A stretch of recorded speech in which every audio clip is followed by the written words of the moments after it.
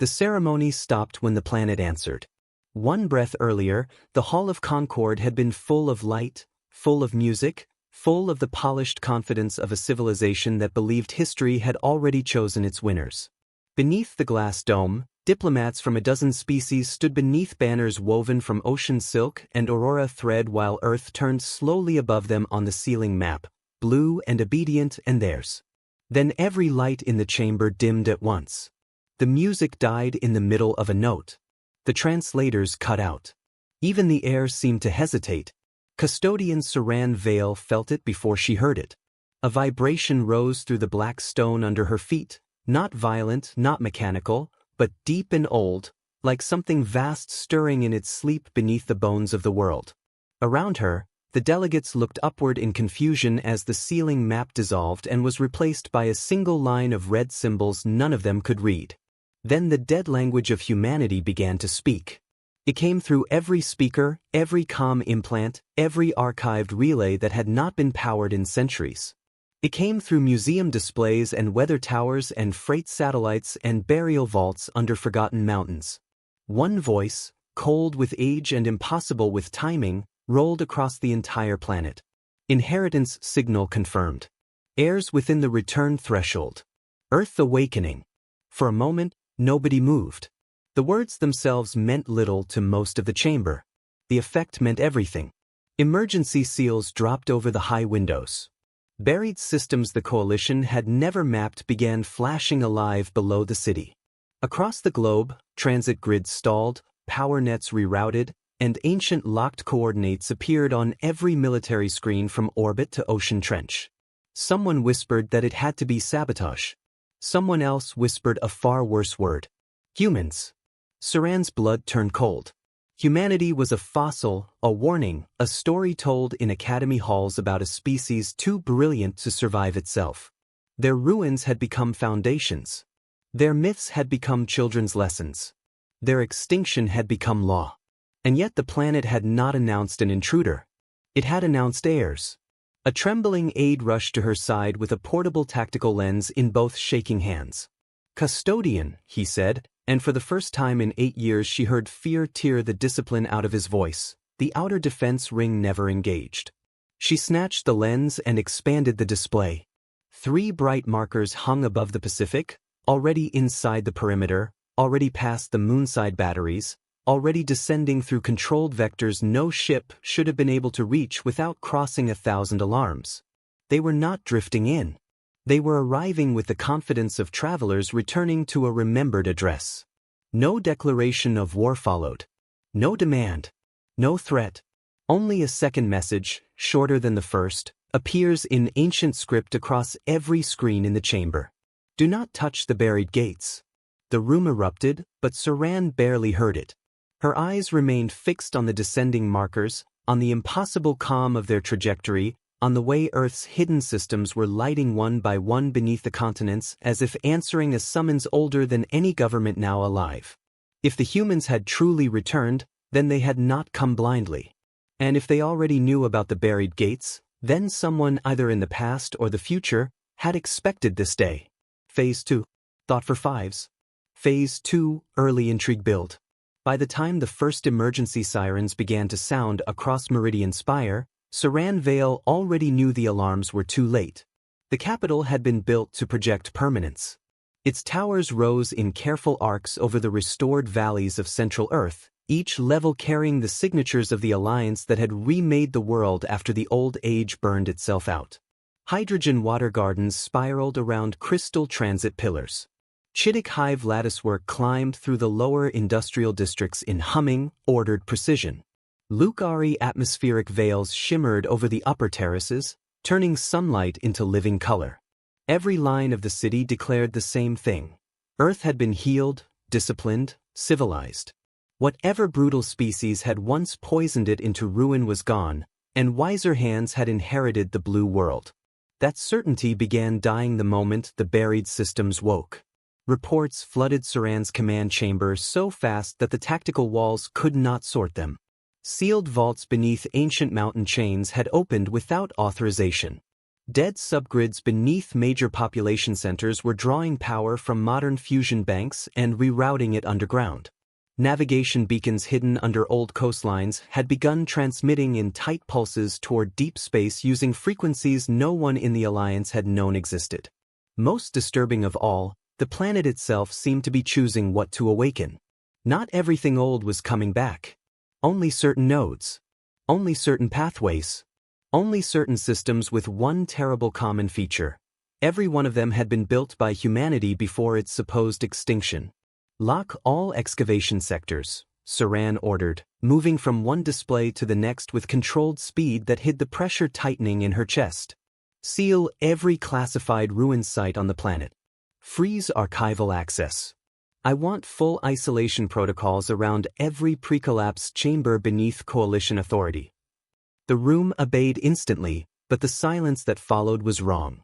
Her operations chief, a broad-shelled Hydroan named Rel, did not answer with his usual clipped efficiency. He stared at the streams of data crawling across the central wall as if language itself had stopped making sense. "Custodian," he said carefully, "the systems are rejecting our lockouts." Saran turned. "Rejecting? They are not damaged. They are not overridden from outside. It's as if our permissions were never valid to begin with." The sentence struck harder than any alarm. Behind her, the wall shifted to a planetary map.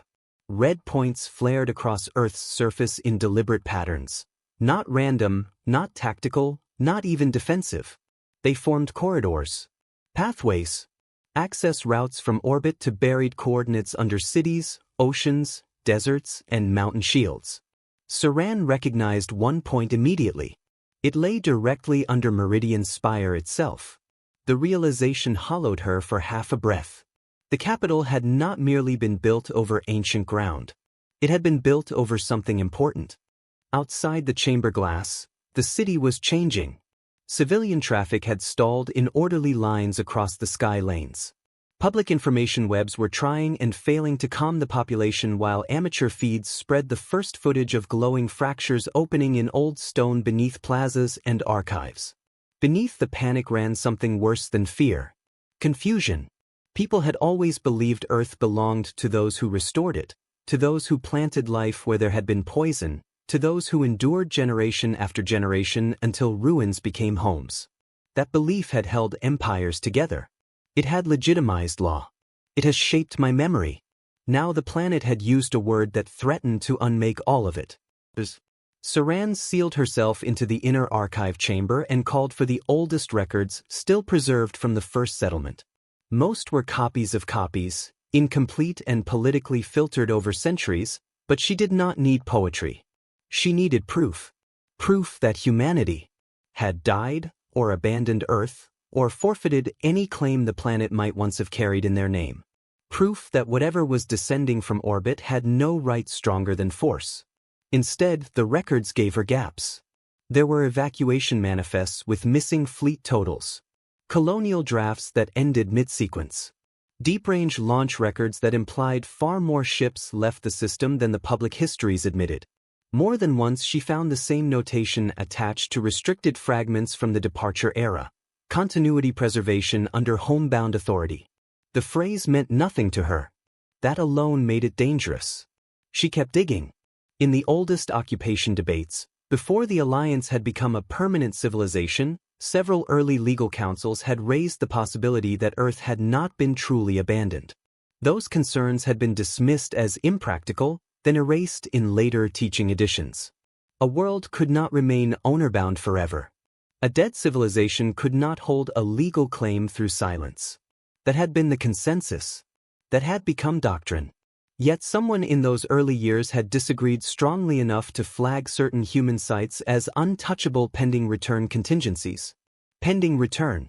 Saran leaned back from the archive table very slowly. Someone had known. Not suspected. Not theorized. Known enough to write policy around it, then bury that policy so deeply it had all but vanished beneath the weight of later certainty. She reopened the source chain and found the signatory records corrupted in every file except one, and even there only a fragment survived, an advisory attached to deep excavation limits beneath continental restoration zones. Do not disturb subsurface transit architecture. If signal conditions reactivate, control of the planet may revert by design. Saran stared at the sentence until the symbols blurred. The chamber door chimed. Rel's voice came through, forced calm and therefore all the more urgent. Custodian, you need to come to command. The ships have sent a formal transmission. She locked the archive and returned to the tactical floor. Nobody spoke as she entered. On the main wall hung a single image captured from orbit, one of the incoming vessels suspended above the Pacific cloud shelf, black against blue, vast enough to cast its own geometry across the weather systems below. It did not bristle like a warship. It did not posture like a conqueror. It held itself with something more unsettling than aggression. Recognition. Play it, Saran said.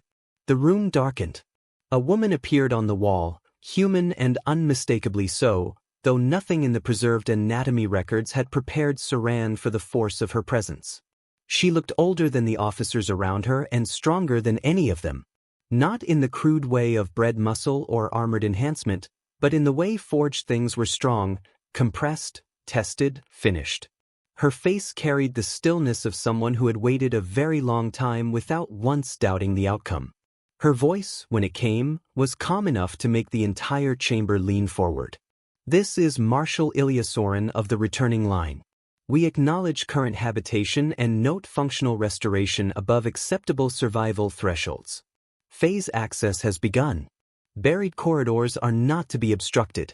Planetary authority transfer protocols will follow. No threat. No negotiation. Just certainty. The message should have ended there. Instead, the image flickered, as if another source had bled into the transmission from somewhere much older.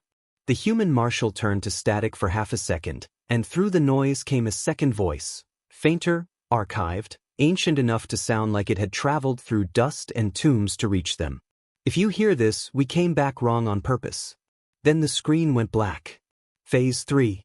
I'm keeping the escalation psychological first. So Phase 3 will deepen the diplomacy and reveal that the human's return is engineered, not emotional impulse. Thought for a couple of seconds. Phase 3, rising mystery/tension expansion.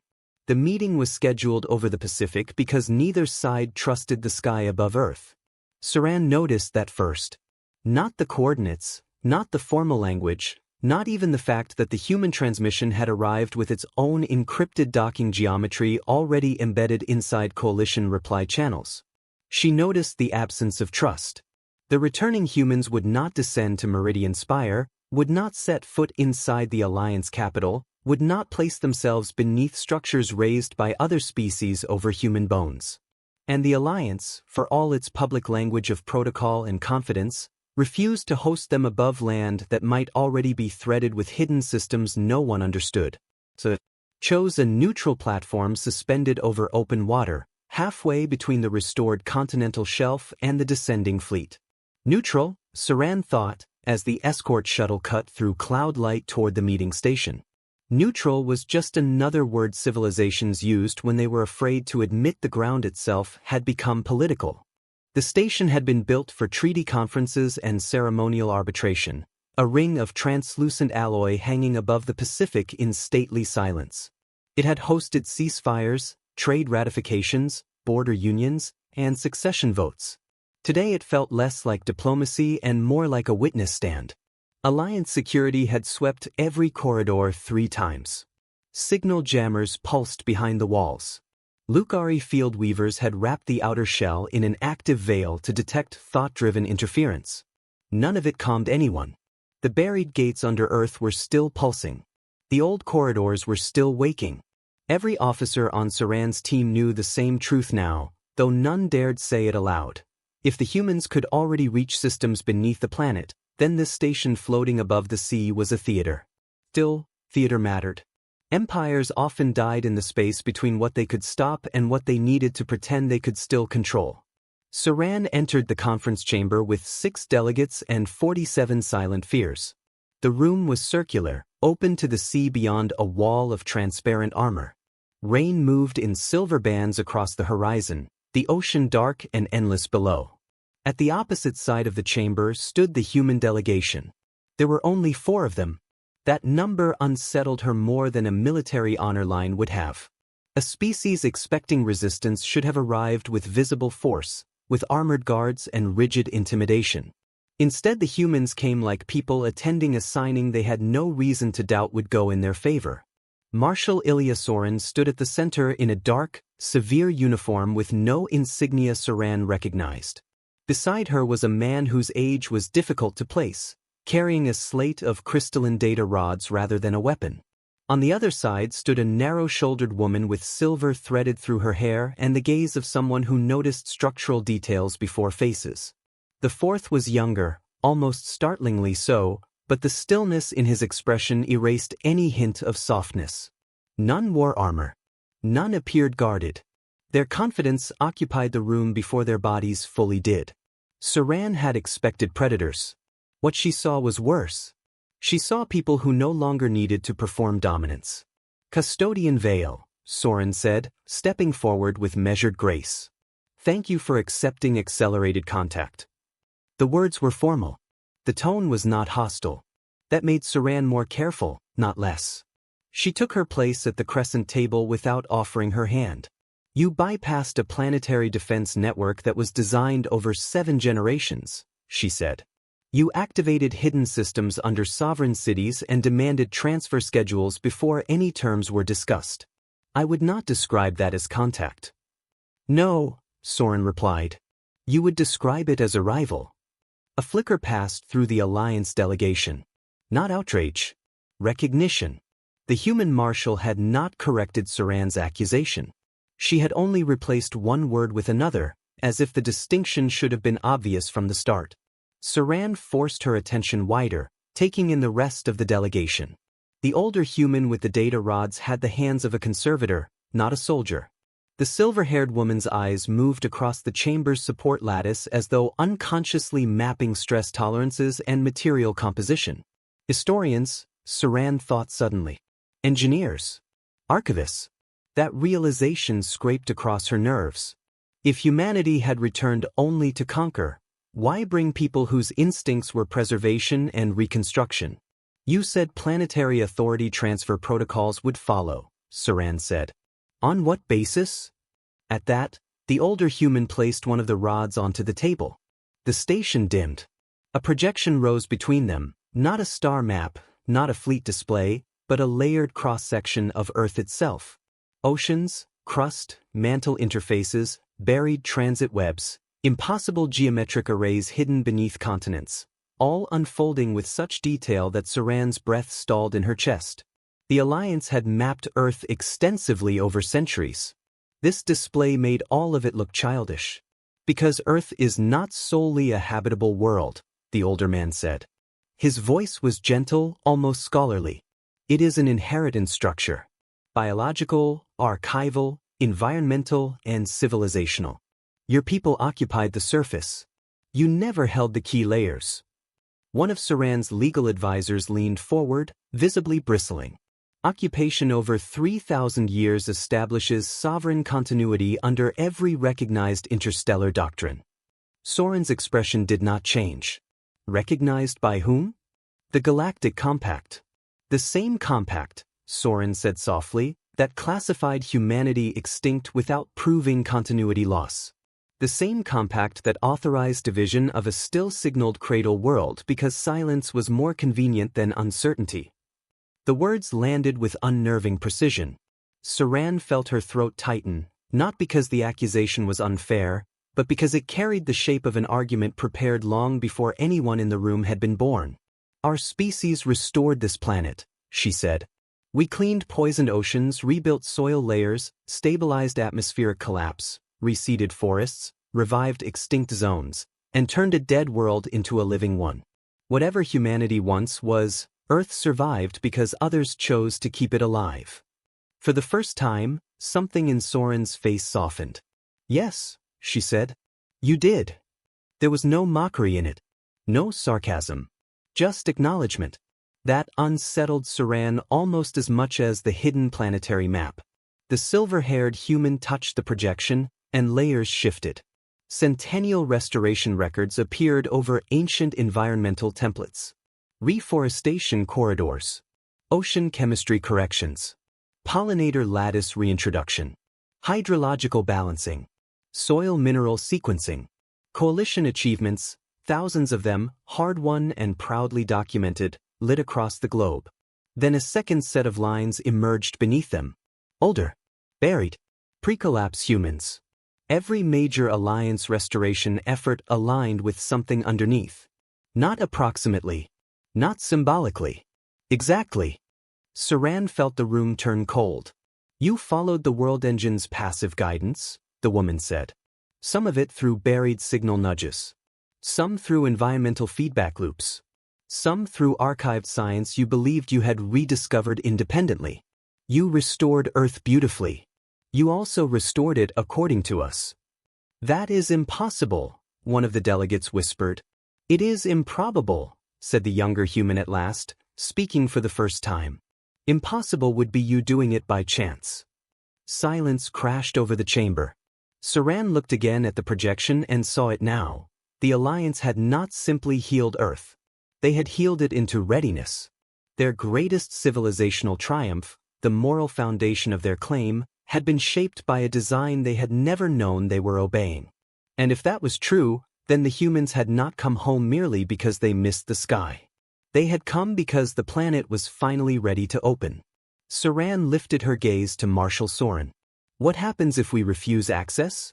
Soren did not answer immediately. She looked past the chamber glass toward the storm bands moving over the ocean below, as though listening to a rhythm older than politics. Then she said, the first irreversible sequence has already begun. The buried map brightened. Beneath the meridian spire, something enormous shifted. Phase 4. Thought for a couple of seconds. Phase 4. Complications and stakes increase. The first tremor under meridian spire did not feel like an earthquake.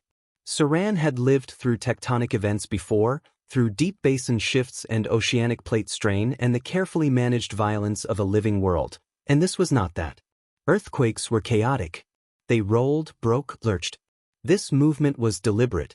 It traveled upward through the station floor with the controlled force of a lock turning somewhere unimaginably far below, a mechanical certainty rising through layers of stone and sea and steel until every person in the chamber felt the same impossible thing at once.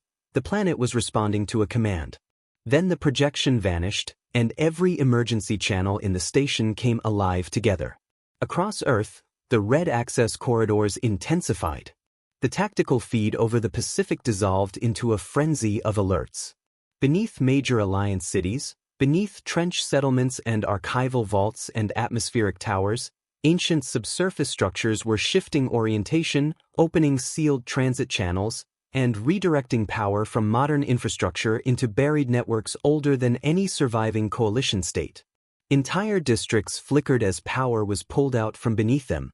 Coastal defense arrays lost synchronization. Orbital tracking webs began reporting blind sectors, not because they had been jammed, but because something beneath the planet was changing the authority architecture of the systems connected to them. Saran's pulse hammered once, hard, then settled into a colder rhythm. Panic would waste time. Panic was for people who still believed the situation could be understood emotionally. She had crossed past that point the moment she saw their restoration lines sitting perfectly atop buried human designs. What did you activate? She demanded. Marshal Soren did not move. Not activated. Continue. The words struck like an insult. Saran turned to the station's command relay and opened a direct line to Meridian Spire. For a half-second, she expected interference. Instead, the signal came through clean, almost too clean, as if whatever was waking beneath Earth had no interest in hiding anymore. Rel's face appeared on the wall, lit by the flicker of failing systems and racing overlays.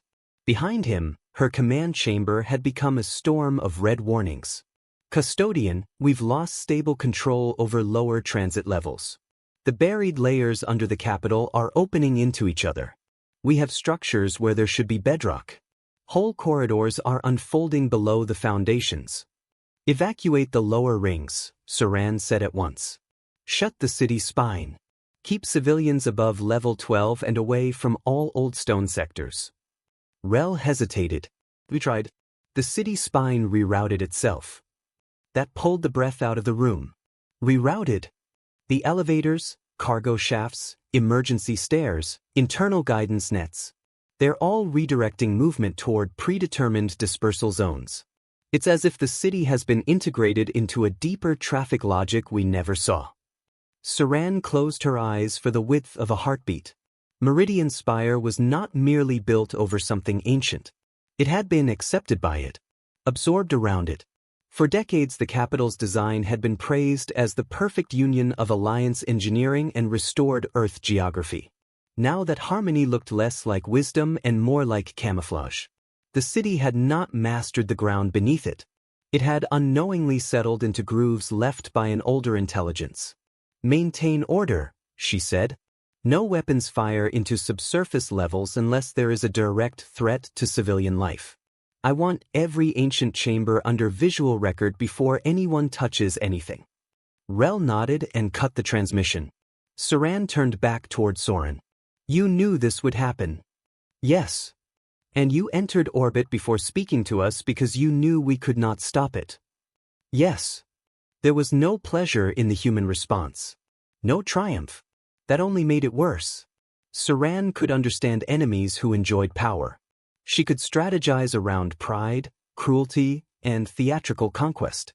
But the humans stood inside the catastrophe with the composure of engineers arriving at a scheduled transfer of control. One of the Alliance delegates, a Lucari representative named Tayan, flared bright with contained anger. 3 billion people live on this planet. Cities are tied into every system you are disturbing.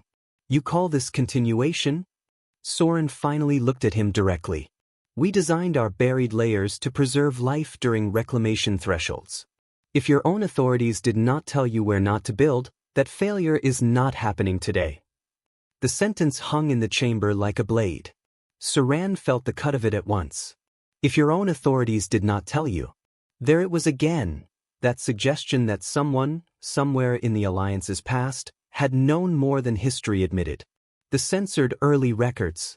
The erased contingency clauses. The untouchable excavation zones. It was no longer a suspicion. It was a shape. A hidden decision made generations ago and buried deep. Enough to become a myth. Her wrist terminal vibrated with a priority archive return.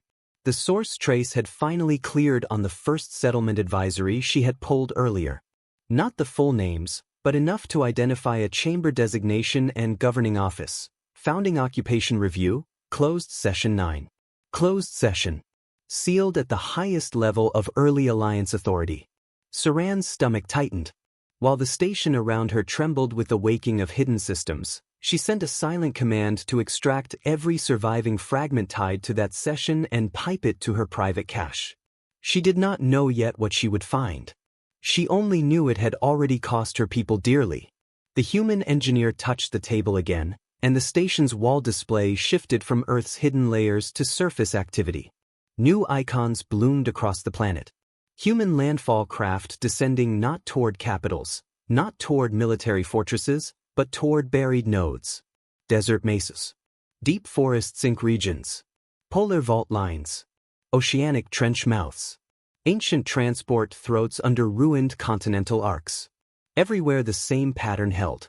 The humans were not spreading to dominate population centers. They were moving like surgeons toward pressure points only they understood. "You are avoiding our cities," Saran said quietly. "For now," Soren answered. The words chilled the room more than an open threat would have. Because for now meant there was a threshold after which restraint might end. The station lights dimmed, then stabilized on backup current. Somewhere beneath the sea, one of the newly awakened corridors must have drawn another surge from the global grid. Outside, the clouds had broken enough to reveal movement below, thin silver wakes crossing the Pacific surface in perfectly aligned arcs. Human descent craft. Not fast. Not evasive. Simply precise. Another call came in from the planet, this one from a Chittick cluster governor in the southern continental hives. Saran accepted it on open chamber audio before anyone could object. The governor's mandibles clicked with panic. "Custodian, the root net under Hive Meridian, has opened into a vertical shaft. We thought it was a geological collapse until the walls unfolded from the stone. There are symbols in human script all the way down. Our lower labor castes say the shaft is older than the hive but aligned to its load-bearing columns exactly. Exactly. That should be impossible. Before Saran could answer, another feed overrode it from an oceanic district. Hydrogen habitat domes were dimming as seawater composition began shifting with unnatural precision around buried vent systems. Not poisonous. Not hostile. Humans. As if old environmental controls were nudging sections of Earth back toward archived baseline conditions. Further reports followed from atmospheric towers where dormant upper-air regulators were rewriting wind channels over Lucari living zones. Not enough to kill, but enough to remind everyone of the same terrifying fact. The world was changing sides. A soft sound escaped one of the delegates. Not a word. Just the involuntary noise of someone watching the foundations of legitimacy crack in real time. Saran felt it too. Not fear exactly. Something harsher. Betrayal. Not by the humans, they were too honest in their certainty for that, but by the dead hands inside her own civilization. Somebody had known Earth was conditional. Somebody had known buried authority could reassert itself. And instead of building law around that truth, they had sealed it away and let generations believe they stood on unquestioned ground. The chamber doors opened without warning. Alliance security moved, weapons half-raised, but stopped when they saw the source of the interruption. A station systems officer, breathless and pale, carrying a hard archive core in both hands as though it were explosive. For the custodian, he said. Priority recovery from founding occupation review. Saran took the core and slotted it into her private console. The file that opened was damaged, fragmented, and centuries old, but one passage survived with brutal clarity. Earth may be stabilized and inhabited, but permanent claims cannot be guaranteed. Pre-collapse signal architecture suggests latent sovereign reversion if designated human continuity returns. Public release would collapse settlement momentum. Recommendation: suppress until control is irreversible. Saran read it once. Then again. Suppress until control is irreversible. A hot, sharp silence opened in her chest. The Alliance had not inherited Earth honestly. Its earliest rulers had gambled that if they buried the truth long enough, possession itself would become legitimacy. They had built civilization on the assumption that history could be outrun. The station shook again, harder this time. Across the main display, one of the red corridors under Meridian's spire flared white. The system translated automatically, and the ancient symbols were resolved into a plain coalition script. Primary gate unsealed. Bloodline authority recognized. The human delegation did not look surprised. Saran did not realize she was standing until her chair slid back behind her. Bloodline, she said. Her voice had gone very still. You brought someone. Soren met her eyes. Yes, she said. We brought the key. Phase 5. Thought for a second. Phase 5, midpoint twist/major shift. The words landed harder than any threat. We brought the key. For a few stunned seconds, nobody in the chamber seemed to know what shape the next breath should take. The station hummed around them on backup power. Rain tracked down the outer shield in slow silver veins. Beneath the ocean, beneath the continents, beneath every proud Alliance city that had believed itself built on recovery and law, ancient systems were waking to a bloodline no one had expected to see again. Saran Vale remained standing, one hand braced lightly against the table, not because she needed the support but because she needed something solid while the meaning of the moment rearranged itself inside her. You engineered this, Tayan said hoarsely, turning toward the human delegation. Not the arrival. Not the transfer protocols. All of it. The centuries. The waiting. The conditions. This was planned. Marshal Ilya Soren did not deny it. Planned is too small a word. The younger human, the one who had barely spoken since the meeting began, stepped forward at last. Until that moment he had carried himself with almost ceremonial silence, like someone present for a function he had not chosen but understood too deeply to resist. He was not visibly armed. He did not look especially imposing beside Soren. Yet as he came to the table, The wall displays around the chamber flickered in response. The station systems were not under his control, but they acknowledged him the way buried locks acknowledged a correct sequence. Saran understood then. Not merely ancestry. Not symbolic descent. This one had been shaped for the interface. "What is your name?" she asked. The young man's gaze shifted to her. His eyes were dark, but not empty. She saw pressure in them, old pressure, the strain of carrying expectation across generations that had not been born on Earth and yet had been made to orbit it in memory. "Jonah Arden," he said. Continuity Line 7. Gate Recognition Carrier. The title chilled her more than the name. Soren inclined her head very slightly, and the older human archivist placed a second crystal rod onto the table. "You deserve the truth before the next stage begins," the marshal said. "Not because it changes the outcome. Because at this point, ignorance is cruelty." The projection rose again, but this time it was not Earth. It was old Earth. Not the restored world Saran knew. Not the poisoned ruin taught in coalition histories. This was the terminal era between them, a world under impossible strain, its oceans unstable, its governments fractured, its orbital lanes crowded with departing fleets. Cities burned in some regions and prepared in others. Deep launch arrays fired in carefully staggered windows while enormous underground vaults sealed beneath mountain ranges and continental shields. Over the image, human script translated itself line by line. Exodus was not abandonment. The exodus was partition. The archivist's voice remained soft, but now Saran heard the weight beneath it. "Your histories describe humanity as a species on the edge of collapse that fled too late and too chaotically to save itself. That account was useful to everyone who came afterward. It was also incomplete." The image changed. Fleet columns are divided not randomly but according to coded pathways. Different ship classes. Different biosphere packages. Different destination clusters. "We did not scatter blindly," he continued. "We separated deliberately."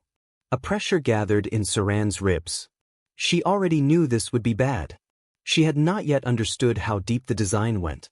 Soren spoke now, not like a commander defending a claim but like someone reciting the central fact of her civilization. "Our ancestors understood three things. First, Earth could not be held by force indefinitely. Second, any species that remained unchanged would die somewhere among the stars.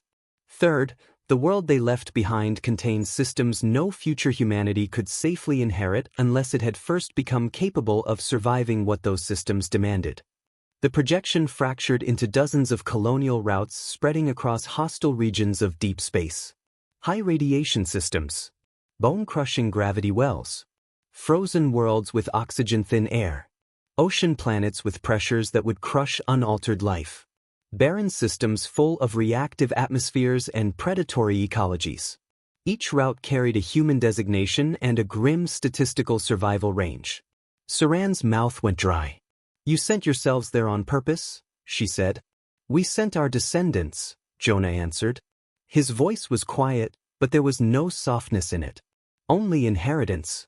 A second layer of text appeared over the star map, and Saran read enough before the translation stabilized to understand the horror of it.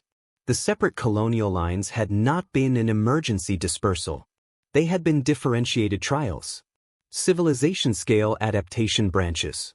Humanity had not merely tried to survive exile. It had structured exile as an evolutionary forge. Different environments forced different solutions, the silver-haired engineer said. Atmospheric adaptation. Muscular restructuring. Neural resilience. Metabolic shifts. Radiation tolerance. Pressure survival. Immunological elasticity. Cognitive integration under isolation stress. Some branches failed. Some fragmented. Some became things their ancestors would not have recognized. That was accounted for. The station went silent in a new way after that. Even the Alliance delegates seemed to recoil from the phrase. That was accounted for. Saran stared at the stellar branches, each one a wound laid open across time. "You're telling us," she said slowly, "that humanity designed its own descendants as an experiment." "No," Soren replied. "As a weapon." Nobody in the room spoke. Not because they did not understand, but because they understood too suddenly. Humanity had not left Earth merely to survive extinction. Humanity had evacuated Earth the way a species sheathes a blade before tempering it. They had taken their bloodlines into hell after hell, not as a failure of history but as a chosen process. Every hardship recorded across those branches, every adaptation layered over body and mind, every colony forced to mutate under conditions no sane civilization would embrace, it had all been in service to a future return. Saran looked toward Jonah again and saw him differently now. Not a symbolic heir. Not a prince of memory. A final product. A living convergence of filtered lineages, selected and preserved across thousands of years until some fraction of humanity could stand before Earth not merely yearning for home, but fit to unlock whatever old world their ancestors had buried. The archivist dimmed the star map and brought up a final set of recovered departure-era testimonies. Not speeches. We do not leave to vanish. We do not leave to surrender. We leave so our children may become what Earth will one day require. The lines struck the room like scripture and threat together. Saran felt the old alliance certainty finally begin to die in her. Not her duty. Not her rage. Not her need to protect her people. But the comforting version of reality in which history had simply moved on from humans and others had stepped cleanly into the empty place they left behind. There had been no empty place. There had only been an interval humanity had used with monstrous discipline. Then the signal phrase, Saran said, forcing the words through the pressure in her throat. We came back wrong on purpose. Jonah looked at her with an exhaustion that seemed older than his years. Because the old version of us would not have been enough. For the first time since the meeting began, Saran felt something dangerously close to pity. Not for herself. For the children of a species so obsessed with return that it had shaped generation after generation into tools for a promise made before they were born. But pity did not soften the reality in front of her. 3 billion Alliance citizens still lived on Earth. Whatever tragedy, discipline, sacrifice, or civilizational brilliance had brought the humans here, they had arrived prepared to take the world back and displace everyone on it. And the gates, she asked. What do they actually open? Nobody answered at once. That pause frightened her more than the bloodline revelation. Finally, the engineer touched one point beneath Earth's mantle interface. Not a weapon in the simple sense, she said. Not just transport. Not just archives. The buried architecture is layered. Biological restoration. Ecological authority. Civilizational memory indexing. Autonomous infrastructure. Adaptive city frameworks. Atmospheric and oceanic correction on full planetary scale. She hesitated, and in that hesitation Saran heard something rare in the human delegation. Reverence. The deepest layer is the world engine. The phrase rolled through the chamber like thunder. Tayan let out a brittle laugh that contained no humor at all. You keep naming things as if names make them less absurd. No, Soren said. Names make them harder to dismiss. The display zoomed inward, peeling Earth apart in transparent layers until the hidden lattice beneath the crust shone like a second nervous system. Then the deepest node lit under Meridian Spire, beneath old stone, beneath the lion steel, beneath every chamber that had ever claimed to govern the planet. Your capital stands over the central inheritance lock, the engineer said. The first settlers likely knew. Their sealed sessions confirm partial awareness. They also made a calculation. If they publicly admitted Earth might revert on human return, long-term settlement legitimacy would fail before it formed. So they buried the truth and built upward. Saran's jaw tightened until it hurt. Suppress until control is irreversible. She could hear the old sentence again, now like poison in her own bloodline of office. Entire generations had sworn loyalty to a version of Earth ownership shaped by concealed contingency. The Alliance had not merely inherited a planet. It had inherited a lie polished into law. The floor beneath them trembled once, then again, stronger. Across the main wall, emergency scripts cascaded in human characters before converting to coalition standard. Primary gate accepted. Continuity validated. World Engine handshake initiated. No one in the Alliance delegation spoke. Some truths were too large for immediate emotion. They arrived first as emptiness. Jonah's expression changed, not triumph, not even satisfaction, but strain. Real strain. He pressed a hand to the table as the station lights flickered hard enough to dim the room into storm shadow. Beneath them, across the whole planet, something ancient and waiting had recognized him fully. Saran felt the consequences of that before she understood them. The air pressure changed. The ocean below the station folded into concentric ripples, not from weather but from synchronized energy released through undersea channels. On the tactical wall, Earth's red corridors shifted to gold. The world was no longer merely waking. It was choosing. Soren looked toward the glowing display with the composure of someone who had waited her whole life for a prophecy to become architecture. Then she turned back to Saran. "This is the point beyond negotiation," she said quietly. And beneath the meridian spire, the world engine began to rise. Phase 6. Thought for a couple of seconds. Phase 6, escalation and pressure peak. The first visible change on Earth was not destruction. That was what made it unbearable. From orbit, the Alliance command feeds showed coastlines brightening in slow geometric pulses, mountain routes answering buried signals, and old atmospheric corridors reopening above continents with the elegance of something long prepared rather than violently imposed. The world engine did not lash out like a weapon fired in anger. It unfolded like authority reclaimed. Under Meridian Spire, beneath the administrative heart of the Alliance, ancient transit spines expanded through layers of stone and alloy with such precision that entire support sectors were displaced without collapsing. In the oceanic cities, sealed vent arrays reactivated and began correcting water chemistry toward deep archival baselines. Across the upper atmosphere, hidden regulators opened pathways through wind and radiation that made Lucari habitat webs shiver and thin. Everywhere the same message repeated itself in different forms. Earth was not attacking its occupants. Earth was reorganizing itself around someone else. Saran returned to the planet before the humans did. She refused Soren's invitation to remain on the Pacific Station during stabilization, and the refusal itself felt like the last intact gesture of sovereignty she possessed. The descent shuttle cut through fractured cloud cover toward Meridian Spire while emergency broadcasts tangled with evacuation directives and public panic. From above, the city looked unchanged at first, still graceful, still bright, still the radiant proof of what the Alliance had built over centuries. Then the angle shifted, and the lie vanished. Golden lines now ran beneath the streets in impossible symmetry, visible through transparent avenues and ruptured lower levels. Entire transit districts had been quietly rerouted into concentric patterns around the buried gate. Civilian movement, cargo flow, emergency shelter allocation, all of it was being absorbed into a deeper geometry. The capital had not fallen. It had been demoted. When Saran stepped back into her command chamber, Rel was still standing at the central tactical table, sleepless, soaked in the harsh light of overlapping crisis feeds.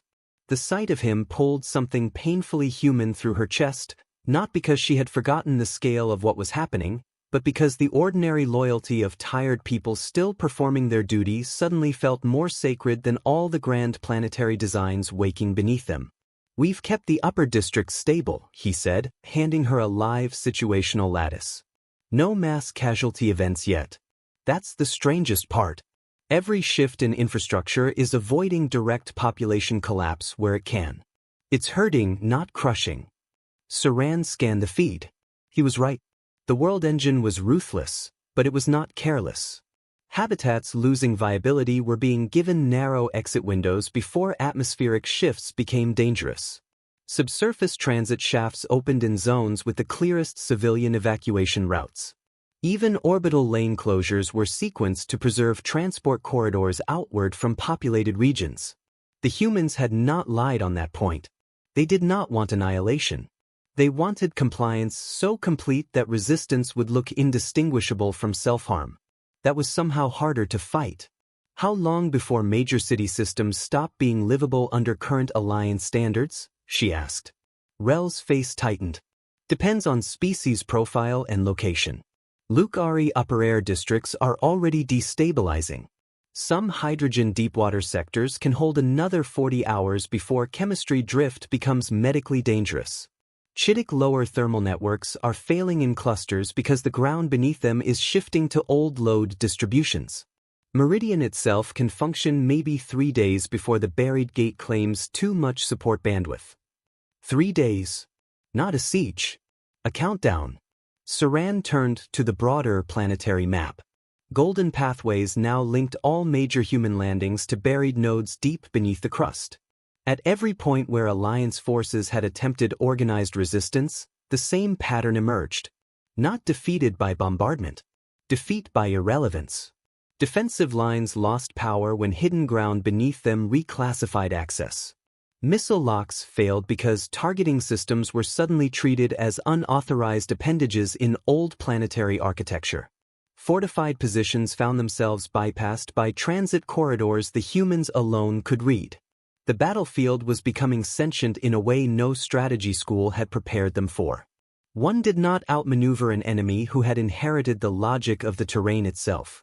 And still there were those who wanted war. A red priority request flashed across her console from General Tath Var, commander of the remaining hardline coalition strike groups in the Northern Continental Shield. She accepted the channel, and his image appeared sharp with fury. "We still have a window," he said before she could speak. "My fleets can hit 3 human excavation columns and at least 1 major landfall node before their next environmental conversion completes. We break their rhythm now, we buy time." "For what?" Saran asked. "For leverage. For terms. For proof that Earth is not theirs uncontested." She stared at him. Under different circumstances, she might have admired the stubbornness. At this moment it felt like devotion to a funeral already underway. "Your strikes will be fighting a planet that has changed jurisdiction beneath your feet. Then we force them to bleed for it. That was the old dream of the weaker side.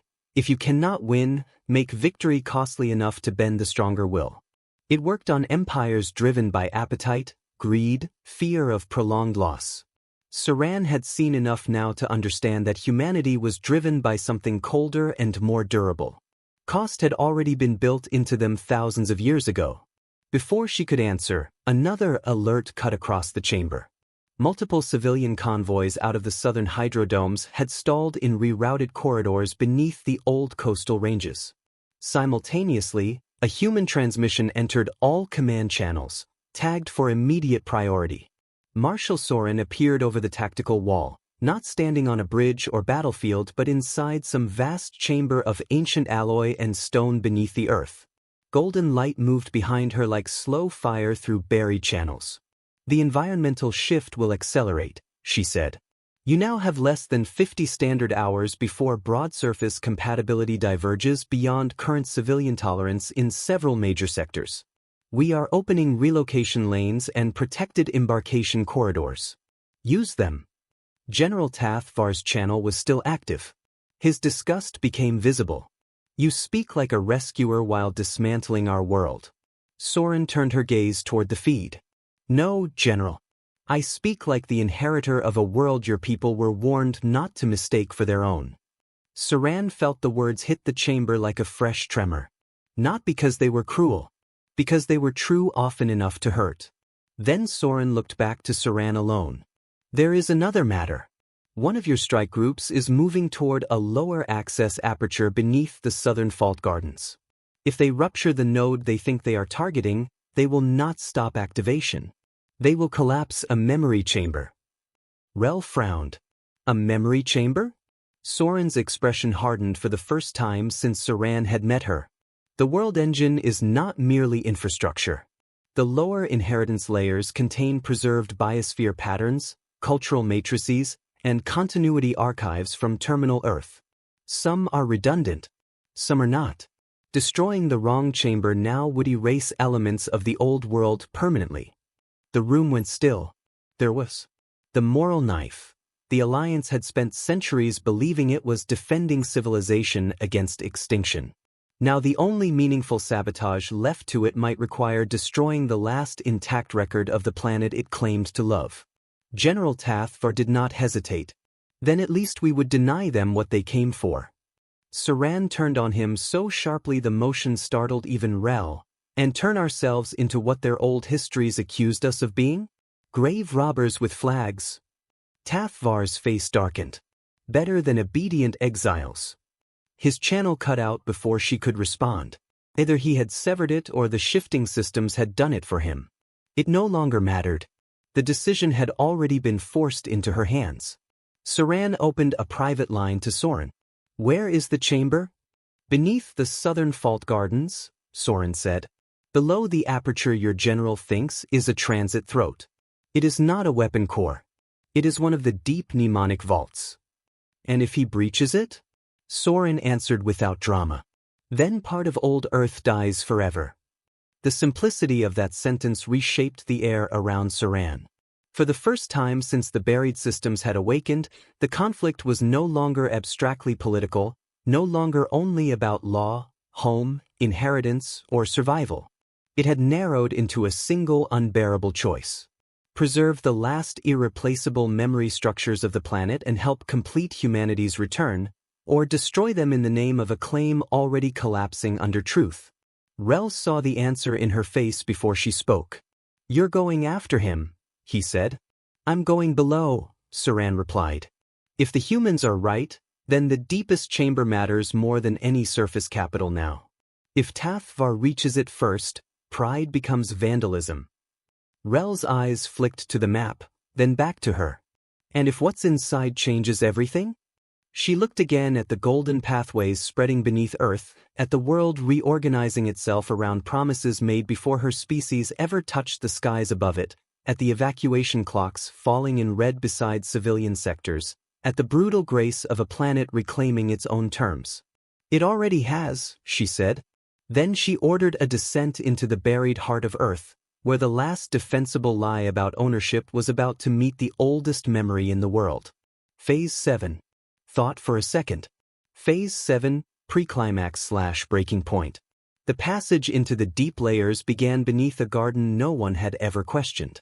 From the surface, the southern fault gardens had always seemed like a monument to Alliance patience, terraces of mineral glass and rooted stone descending in perfect curves along an old tectonic scar. Children visited on school tours. Diplomats walked there under soft-lit canopies while discussing centuries and trade routes and the miracle of a wounded world made peaceful. Saran had been there twice in the ceremonial season and remembered thinking the place felt older than its architecture, as if the mountain beneath the terraces had never entirely accepted the garden growing on its back. Now, as her descent shuttle cut through the evacuation haze and settled onto a fractured platform ringed with emergency lights, she finally understood why. The garden had never been the point. It had been the lid. The human access aperture had opened directly through the oldest terrace, splitting ornamental stone with surgical precision and revealing a shaft of impossible depth lined in dark alloy that seemed to swallow the light cast down into it. Human markings pulsed faintly along the inner walls, but older than the script was the sensation the place gave her, the feeling of standing over something that had not merely survived the ages but had remained patient beneath them. Coalition forces still held the outer perimeter, though half of them now watched the shaft with the blank unease of soldiers who no longer knew whether they were guarding against invasion or witnessing resurrection. Saran did not bring an army below.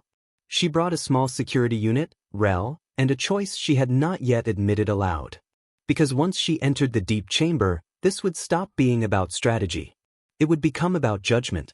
The lift platform descended in near silence, except for the muted pulse of power moving through walls older than every institution she had ever sworn herself to. Layer after layer slipped past, abandoned reinforcement rings from first settlement excavation, then older strata where Alliance tools had clearly halted generations ago, then finally levels no coalition instrument should ever have reached. Here the architecture became unmistakably human, yet not like the preserved ruins in museum reconstructions. There was no decay. No improvisation. No desperation. The deeper layers were elegant with purpose, built by people who knew they would be gone when the system next awakened and designed it to remain beautiful anyway. That hurt more than Saran expected. It is easier to resist what feels crude. Harder to hate what feels devout. The platform reached the chamber threshold just as the first distant detonations rolled through the lower stone. Fifar. Saran stepped off the lift already moving. The corridor ahead opened into a vast circular vault whose scale erased ordinary speech. Golden conduits ran through the walls like veins of captured sunrise. At the center of the chamber rose a suspended core of faceted crystal and dark metal, turning slowly inside layered rings of light. Images pulsed within it too quickly to fully resolve. Forests, oceans, cities, animal migrations, languages, faces, weather systems, architecture, hands sketching designs, children running through rain under skies no one living had ever seen. Not recordings exactly. More like stored continuity, whole patterns of a world remembered deeply enough to be rebuilt. Saran stopped without meaning to. So this is what they buried, she thought. Not treasure. Not an empire. A promise given shape. The chamber was not empty. Human engineers moved along the outer ring in controlled silence, interfacing with consoles that rose organically from the floor. Jonah Arden stood near the central core with one hand pressed to a column of light, his face drawn with the strain of maintaining whatever living authentication the world engine required. Across from him, Marshal Soren turned as Saran entered, and for the first time there was no formal detachment in her expression. Only alertness sharpened by urgency. "You came yourself," Soren said. "I came because one of my generals thinks he can still wound you badly enough to change the outcome." "He can't," Soren said. Then, after the faintest pause, "But he can destroy something irreplaceable." As if summoned by the words, another shock ran through the chamber. Warning glyphs flashed red across the lower western arc. A coalition strike unit had breached the outer approach tunnels and was burning through intermediary locks with heavy cutter charges, not understanding, or not caring, that each blast rippled dangerously close to the mnemonic vault beneath them. Rel swore under his breath. Saran felt the old instinct rise in her at once. Command the humans aside, seize the chamber, force a negotiated standstill while the remaining alliance units regrouped. But the thought died almost as quickly as it formed. She had come too far into the truth for that. She knew what Tathvar's attack actually meant. It was not resistance in any meaningful military sense. It was the final tantrum of a worldview collapsing under the weight of history. Still, the old question remained, raw and unresolved. Home by labor or home by origin? Her people loved Earth. That was real. They had planted in its soil, built under its seas, shaped their children beneath its skies. Their claim was not cynical in the hearts of the living, only compromised in the choices of the dead. Humanity, on the other hand, had suffered, adapted, split itself across the stars, and returned carrying a devotion so severe it had redesigned biology to fulfill it. One side had earned Earth through care. The other had never ceased belonging to it in ways deeper than law. The chamber seemed to hold its breath while the contradictions stood between them. Saran looked at the turning memory core and asked the one question that still mattered. "If I help you protect this chamber, do my people lose everything?" Soren's answer came without hesitation. "They lose Earth." "That is not the same thing." "No," Soren said quietly. "It isn't." The honesty of it struck harder than comfort would have. Rel moved closer to Saran, speaking low.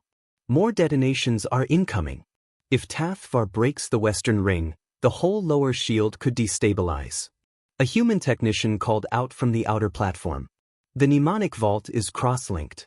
Any major rupture here cascades into biosphere libraries and continuity matrices. We can hold transfer, or we can hold the chamber, not both." Jonah's hand tightened against the light column.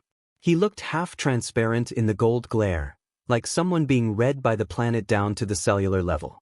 "If the chamber goes," he said, voice strained, "you don't just deny us access. You kill whatever part of old Earth survived long enough to come home." There was again that unbearable narrowing of choice.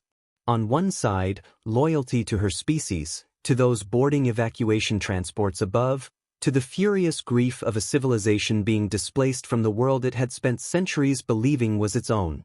On the other, the last intact memory architecture of the planet itself, and with it the proof that the Alliance's noblest work had been built atop a truth hidden from them. Protecting the chamber now would mean assisting the completion of human reclamation. Allowing Tathvar through would mean preserving pride at the cost of becoming the destroyer of what made Earth more than territory. The western corridor erupted before she could answer. The blast doors buckled inward with a scream of torn alloy. Coalition strike troops poured through in armor scorched from forced entry, weapons already charged. At their head came General Tathvar, mandibles split wide with fury, his heavy frame carrying the terrible momentum of someone who knew he had crossed beyond recall. He saw Saran standing beside the humans and stopped only long enough for disbelief to twist across his face. "So it's true," he said. "You chose them." Saran stepped forward instinctively, placing herself between the advancing strike line and the central vault. "I chose not to turn Earth into ash because we were too proud to admit the truth." "The truth?" Tathvar barked a laugh like shattered metal. "The truth is that these things descend from the dark, seize our world with ancestral poetry, and expect gratitude while our people are driven into the stars." "Our people are already in the stars," Saran snapped. "And alive. Because they offered routes instead of extermination. Exile with manners is still exile." He raised his weapon toward the vault. In that instant, every remaining ambiguity in Saran burned away. Not because he was wholly wrong. In some moral register, he was not. Loss did not become noble because the victor was patient. But Tathvar had passed beyond defense into desecration. He no longer wanted to save a home. He wanted to deny one. Saran moved before she felt herself choosing. Her sidearm cleared, locked, and fired in a single controlled sequence, not at Tathvar's body, but at the weapon assembly in his grasp. The blast shattered the emitter cage and sent a spray of molten fragments across the stone. The chamber exploded into motion. Alliance troops shouted in shock. Human security surged from the outer ring. Rel drove into the nearest striker with a shoulder charge that sent both skidding across the floor. Tathvar stared at Saran with something rawer than rage. "Betrayal." "No," she said, holding his gaze as the firefight crackled around them. "Leadership." The battle was brief because it could not afford to be long. Every missed shot threatened the chamber. Every impact made the golden conduits flare and the core's images stutter. Human forces fought with disciplined restraint, disabling where possible, but the close quarters and the instability of the vault turned even restraint into brutality. Saran saw one coalition trooper swing a breach cutter toward a memory column and put him down herself before the blade could touch the light. She felt something tear in her as she did it, not because she doubted the necessity, but because necessity had become the final judge of loyalties she once thought indivisible. At the center of it all, Jonah remained at the interface, trembling now with visible pain as the world engine pushed deeper into full recognition. Soren fought at the edge of the ring with almost frightening calm, intercepting threats before they reached the core but never once letting her focus fully leave the activation sequence. She did not look triumphant. She looked burdened. That, more than anything, convinced Saran the humans had not returned as raiders. They had returned as executors of a promise too old to put down. When the last striker fell and the chamber finally stilled, Tathvar was on his knees amid shattered weapon parts and scattered amber light, breathing hard, staring at Saran as if he no longer recognized her species. Above them, the entire vault brightened. The core rotated once, slowly, and a new voice, not human, not machine, but something shaped from both, filled the chamber. Continuity preserved. Inheritance secured. Earth remembers. Saran looked up into the rising light and understood, with the clean pain of irreversible things, that saving the chamber had also ended the last plausible path back. Earth had chosen its heirs. The only question left was what that choice would now unleash. Phase 8. Thought for a second.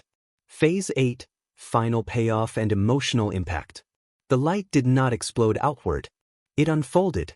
That was the first thing Saran would remember later when people asked what the reclaiming of Earth looked like from inside the chamber where history finally chose a side. There was no violent discharge, no triumphant burst of divine machinery, no cinematic instant in which the old world rose snarling to cast out the new. The world engine opens itself the way a sealed memory opens when the right voice finally speaks its name after centuries of silence. Layer by layer, ring by ring, the suspended core brightened until the chamber around it seemed less illuminated than reintroduced to a truth it had always been built to contain. The images inside the turning crystal slowed. Now Saran could see them clearly. A child pressing muddy hands into spring soil. Whales turning beneath a living ocean older than every Alliance city. Insects moving through heat-heavy air above wild grasslands no hydroenterus had ever copied perfectly. Human musicians under yellow streetlights. Storm fronts rolling over forests so dense and green they looked mythical. Wolves running through snow. Archive towers. Language trees. Human faces from eras so distant they should have been dust, each preserved not as portraits but as continuity patterns, pieces of a civilization that had refused to let extinction be the final editor of its identity. The vault floor trembled once more, then steadied. Across the chamber walls, the golden conduits changed tone, from urgent brightness to something calmer, deeper, almost like pulse becoming breath. Consoles around the outer ring came alive in full translation. Ecological baseline restoration. Biosphere release sequencing. Hydrological correction authority.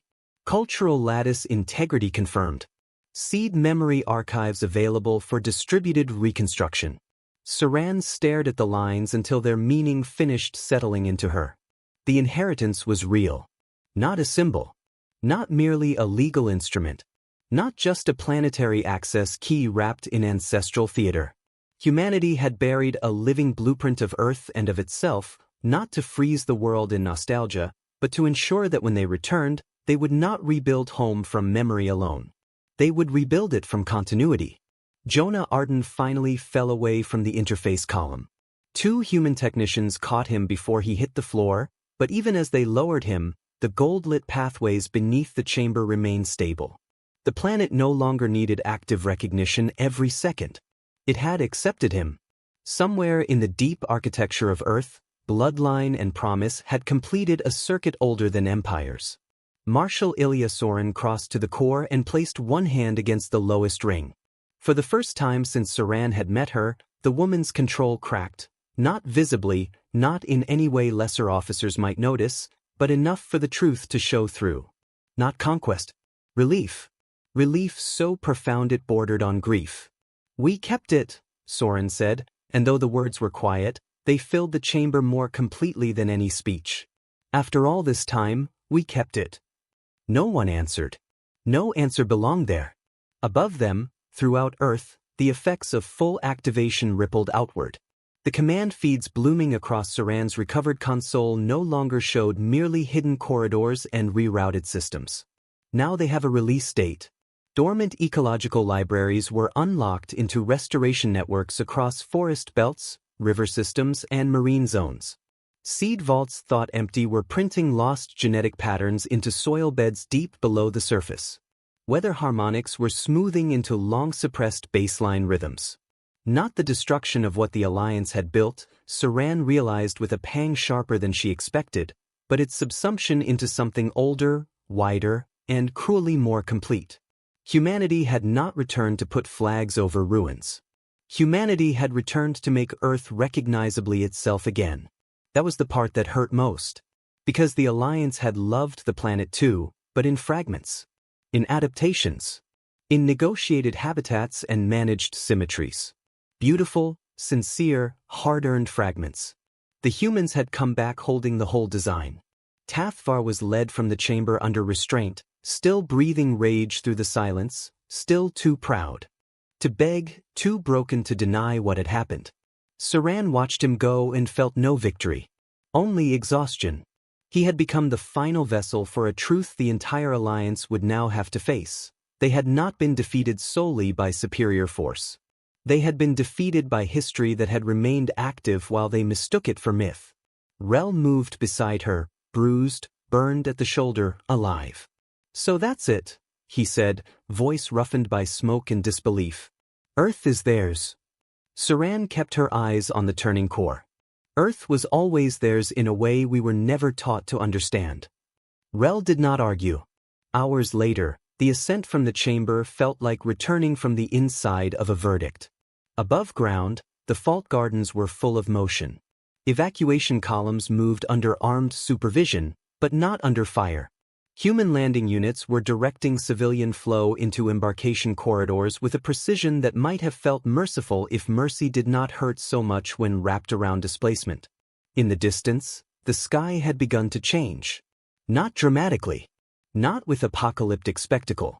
The air itself simply looked cleaner, the cloud layers rebalancing toward old circulation patterns preserved in the inheritance lattice. It was subtle enough that only someone who had spent a lifetime studying Earth would notice.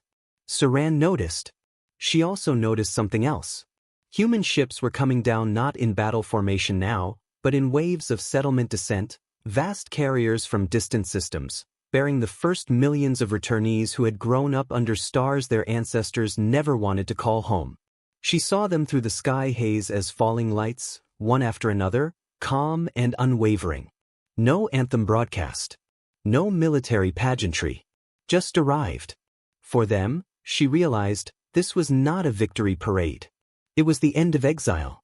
Weeks later, when the final major alliance convoys had cleared orbit and Earth's new human administrations had taken formal control of the primary continental, marine, and atmospheric sectors, Saran stood on an observation rise above a recovering valley once classified as restricted human heritage terrain. Children moved below among newly restored growth corridors, some human, some not, because despite everything, a limited liaison presence remained. The world engine had not made coexistence impossible. It had merely ended confusion about authority. Soren joined her there without escort. Below them, wind moved through young trees grown from archived genetic stock that had waited 3,000 years in silence for this exact light. My people will call this theft for generations, Saran said. Soren did not soften the truth. Some of them should. Saran looked at her. And yours? Soren's gaze remained on the valley. Ours will call it homecoming. Some of them will be too young to understand what it costs. That, at least, felt honest. Above the valley, new ships kept arriving. Across the world, old memory structures opened into living systems. Forests once reconstructed by Alliance care were being expanded through recovered Earth patterns older and stranger and more interconnected than any modern ecology team had realized. Humanity was not simply settling the planet. Humanity was rejoining it. In her final transmission to the wider Galactic Council, Saran kept the language spare. Humanity has returned to Earth. They are not an empire in the usual sense. They do not expand first and justify later. They prepare. They adapt. They bury promises deeper than extinction. Then they come back ready to keep them. Treat this as a warning, or lesson, or invitation. But do not mistake them again. When she sent it, Earth turned below her, blue and alive and no longer pretending to belong to whoever had been strongest in its silence. It belonged to the species that had crossed millennia, remade itself in fire, and still refused to forget the way home.